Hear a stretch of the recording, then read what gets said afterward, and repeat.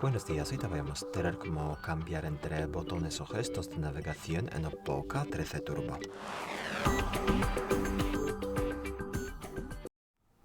Si quieres usar botones de navegación, la barra de navegación en vez de gestos o al revés, hay que acceder a la aplicación Ajustes.